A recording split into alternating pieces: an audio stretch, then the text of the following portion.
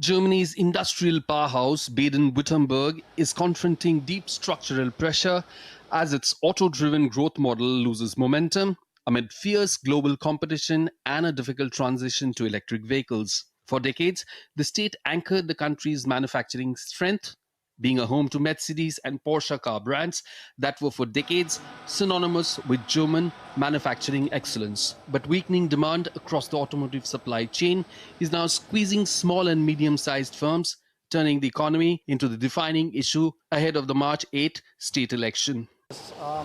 Bedeutet zum einen, was die Branche. We are, of course, undergoing a certain structural change.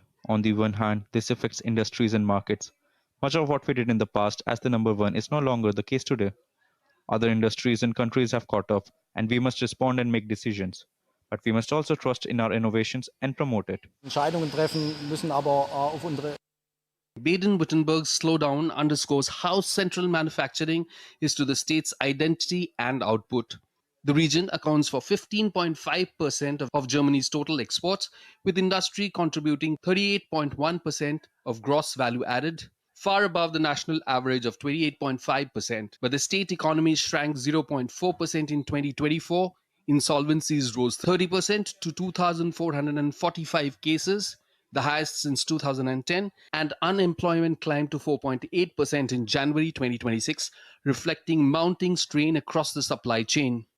I think the economy is going to play a major role because the economy has been very successful for the past couple of decades, and people are starting to feel the effects of structural changes. With global competition intensifying and the electric transition reshaping supply chains, Baden-Württemberg faces a pivotal moment. Berlin has approved a 500 billion euro infrastructure fund to spur investments in roads, rail and high-speed internet, but businesses say the real test is how quickly that support reaches the ground. For voters heading into the state election, the challenge is clear.